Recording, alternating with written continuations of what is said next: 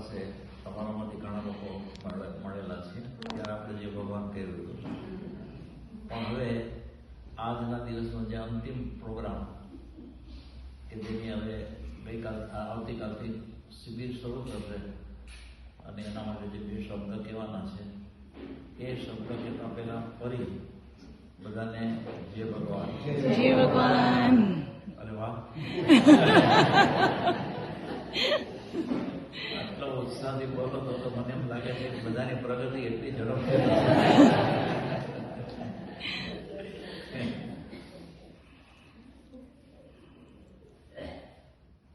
2025ની સાલ પૂરી થઈ અને 2026ની સાલની શુભ શરૂઆત થઈ ગઈ. તો વાણિયા લોકો હંમેશા તાળો મેળવે ને, આપણે તો દર મહિને તો હિસાબ કાઢવો જોઈએ, પણ મહિને નહીં તો 3 મહિને, 3 મહિને નહીં તો 6 મહિને, 6 મહિને નહીં તો 9 મહિને, પણ છેલ્લે 12 મહિને તો કાઢવો જ જોઈએ ને કે ભાઈ કેટલો નફો કર્યો અને કેટલી નુકસાની કરી. તો જો તમારામાંથી જે લોકો આ જે હિસાબ એટલે એને છેલ્લે શું કહે આપણે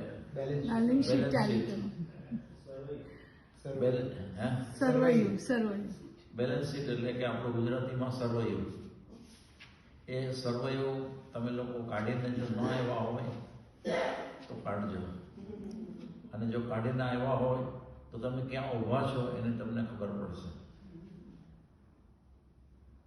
કેમ કે વેપારી વાણિયો ખરો, પણ ખાલી એ અર્થનો જ વિચાર કરે,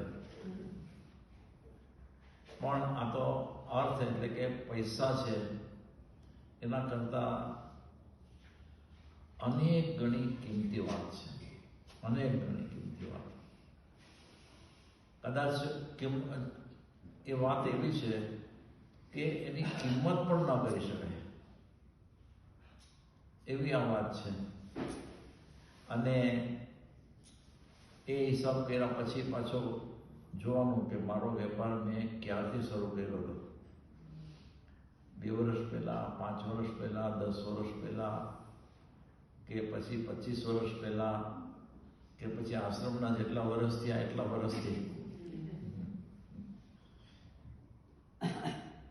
અને જેટલા વર્ષની મેં આરાધના કરી અથવા તો જેટલી મેં આરાધના કરી એમાં મેં કેટલી પ્રગતિ કરી અને મારે કેટલી હજુ કરવાની બાકી છે.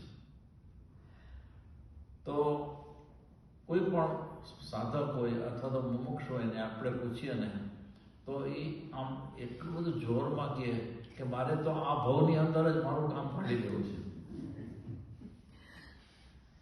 અને એટલું જોરમાં બોલે કે આપણને તેમ જ લાગે કે હવે તો આ ખરેખર કામ કરશે જ.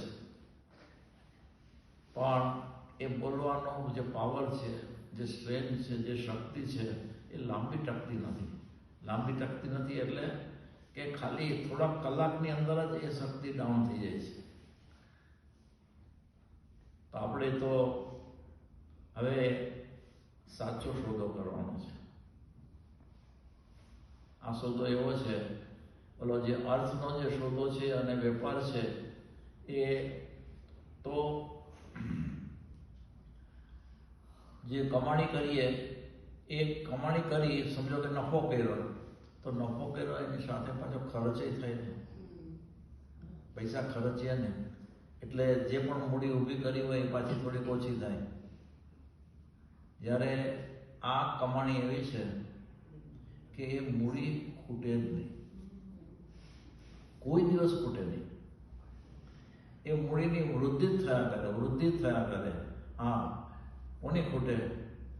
તો આળસુ હોય ને,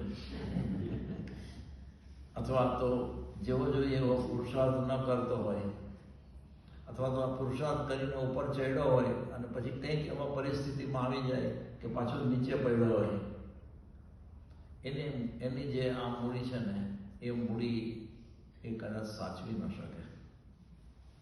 પણ હવે હવે તમને બધાને પાકી ખબર છે કે સમગ્રપણે બધા જ દુઃખથી મુક્ત થવાનો જે આ રસ્તો કે જેમાં નથી જન્મનું દુઃખ, નથી મરણનું દુઃખ, બધા દુઃખથી હું છૂટું એવો આ વેપાર છે. અને એ વેપારમાં હવે મારે ઢીલાસ ન જ કરવી જોઈએ એમ વિચાર કરી અને એવો પુરુષાર્થ ઉપાડવો જોઈએ. અને એ પુરુષાર્થની અંદર આપણે તો આપણા ઘરે હોઈએ અથવા તો આ આશ્રમનું ક્ષેત્ર છોડીને પછી તો પુરુષાર્થ જોરમાં તો કરવો જોઈએ, પણ શિબિરમાં તો કે શિબિરમાં તો ઘનિષ્ઠ પુરુષાર્થ હોય. એ એવો પુરુષાર્થ હોય કે એ વાણીઓ કમાયા વગર જાય જ નહીં, કમાણી કરે ને કરે. તો આવી રીતે એક વેપારની વાતને લક્ષ્ય આગળ કરી અને આ આધ્યાત્મનો જે ફાયદો છે એની જે વાતચીત કરી, તો તમારે તો ખરેખર અંદરથી સંકલ્પ કરવો જોઈએ કે મારે આ 5 દિવસની અંદર તો પ્રગતિ કરવી જ છે. હું જ્યાં પણ ઊભો છું ત્યાંથી મારે પ્રગતિ કરવી છે. હું પછી જ આ આશ્રમ છોડીશ. અને એવો દ્રઢ સંકલ્પ પછી એવો પુરુષાર્થ પડવો જોઈએ.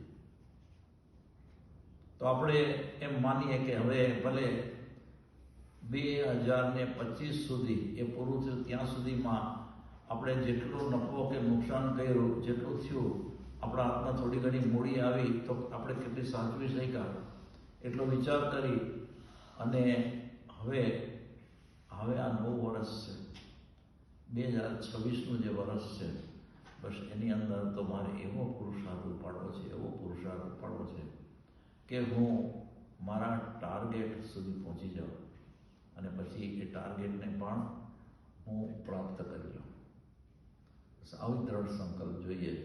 અને એવા સંકલ્પથી તમે આ 2026ની સાલ અને જાન્યુઆરી મહિનાનો આ પહેલી શિબિર એટલે કે 2026ના સાલની આ પહેલી શિબિર એની અંદર તમે આવો પુરુષાર્થ ઉપાડો અને આ શિબિરમાં જ તમારા બધાની પ્રગતિ થાય એવી શુભેચ્છા વ્યક્ત કરી અને અહીંયા હું મારી વાત પૂરી